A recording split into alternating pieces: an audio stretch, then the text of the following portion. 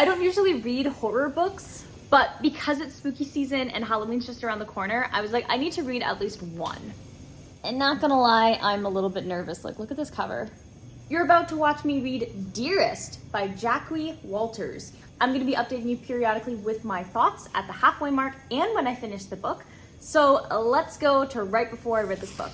I think I have okay expectations for this book. I really hope that it doesn't scare me too much. I am hoping that it's gonna be more kind of creepy than scary, but when there's like a little kid on the front of like a kind of spooky book, it does always kind of freak me out.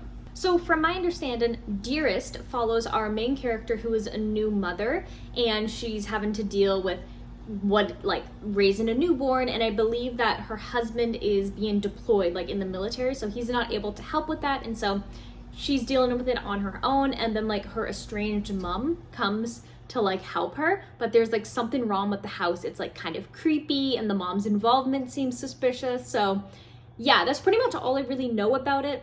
I am going in with an open mind. I'm kind of scared of it, to be honest. Imagine like after all of this, like me going, oh, it's gonna be so scary, and it's not scary at all.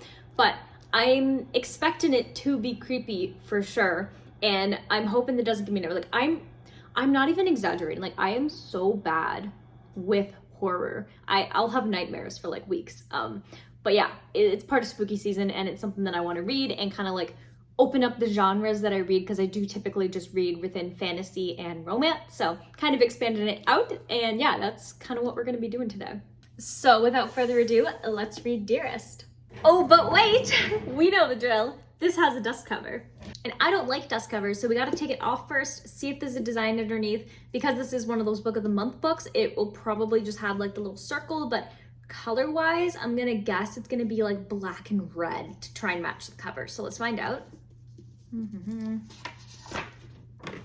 Oh yeah, I'm correct.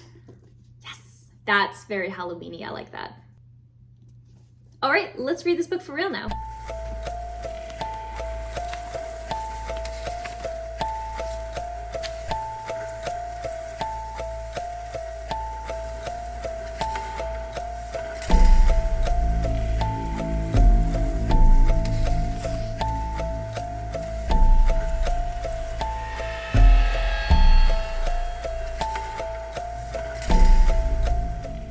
So I'm now a little bit more than 100 pages, as well as being halfway through Dearest, and here are my thoughts so far.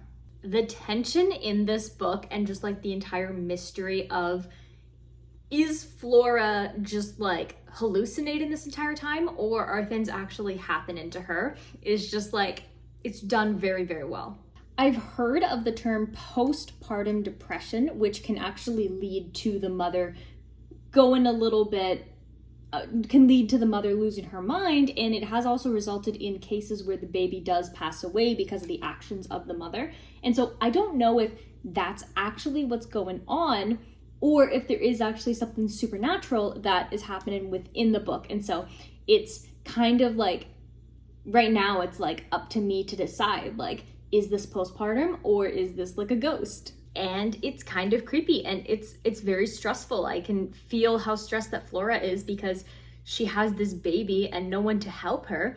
And so she does actually reach out to her estranged mom, who shows up to try to help, but like they have a pretty bad relationship, and her mom's always like making her feel bad and all of this stuff. And so her mom does come to help, and they're like trying to repair the relationship, but it's also just like a lot of drama that's happening. There's this creepy like pig toy that continues to like turn on over and over and over, and so Flora does try to like destroy it, and then it turns out there's a second one. So she has a lot of brain fog, so we as the readers, like, we don't know, because like, is this actually happening, or again, is this because she just had a baby and she's also really, really tired? And so we know as much as Flora does, and we only know what Flora knows and what people are saying is happening. Like, her mom will tell her that something happened, like Flora forgot to put the dishes, like forgot to put the utensils in the right spot, and it's like, did she actually, or is it the ghost? Like, who knows?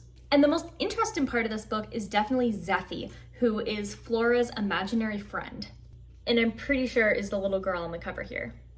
And what's interesting about Zeffie is that we get a kind of like a flashback when Flora was a kid. She was really lonely, like she felt like her mom didn't care about her or any of that stuff. So she had her imaginary friend to basically keep her company and kind of help her and guide her and just like do all of this stuff. And then when she became a little bit older, she forcefully kind of like pushed her imaginary friend away.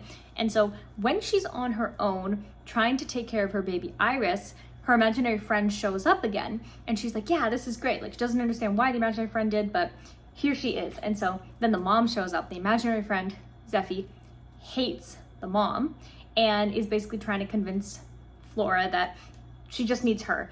And so I don't know if Zeffie is a good character or a bad character, or like what's going on in her, but there's also this like underlying theme of this like hippopotamus tooth, which was the dad bought from like a witch or like a witch. And we don't know if that was actually like, maybe Flora was cursed as a child. We don't really know, but there was this really creepy scene with her mom and like her mom feeding Iris. And that scene was honestly really creepy to me. And the way it was described, I was like, ugh, that's an image that's not gonna get out of my head anytime soon. But yeah, definitely a lot of stuff going on in this book. I like the kind of like, I don't really know if the character is seeing real things or not. And so it makes me just want to continue to like read and see what's going to happen, because I want the tension to be resolved, you know? So yeah, I'm going to continue to read Dearest, and I will update you probably when I finish the book, and I'll give you my final thoughts and the star rating as well then. So I will see you when I'm done.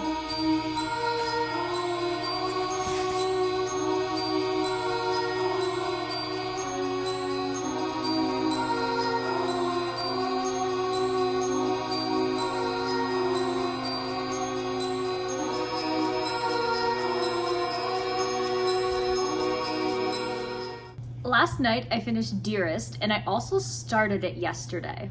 This book was so fast-paced and I could not put it down. Like, I needed to know what would happen next because the entire thing felt like a fever dream. The way that you're questioning like Flora's sanity and your own sanity and like what is actually happening. Like, is what Flora's seeing actually real, or is she just super exhausted and going through postpartum? And so I'm like, I need to know. Like, I cannot put this book down because I need to know what happens. I need to know how this story ends. I need the tension of this entire thing to be relieved. And it was really good. I stayed up till like 11 yesterday reading this book, which is 2 hours past my bedtime, mind you. And yeah, it was hard to fall asleep after because it got really creepy. There were some scenes there that I cannot unsee, and I'm like, you know, sometimes having a good imagination is good, but when it's so vivid, it's like I can see it and I'm like, I don't want to see that. But I definitely really enjoyed it, and I don't usually read scary stories or creepy stories, but yeah, I'm happy that I read this. And honestly, I don't know if it's because I'm like a horror novice or not, but I had no idea what to expect with all the twists. Every single twist of this story got me, and I was like, what? And yeah, my mind was blown. I really enjoyed this book. Would I read another horror book immediately after? Absolutely not. I need like months to recover. And I bet this book isn't even scary. Like, to me, it was scary. And like, I'm a coward, so what can we say about that? So today we are gonna be awarding Dearest a total of 5 stars. I could not put this book down. I was so hooked start to finish. When I went out to have some like supper and stuff, like I'm on vacation right now, and I'm like, no. I need to like finish this food, which by the way was amazing. I had some seafood chowder, which was honestly incredible, and I loved every second of it.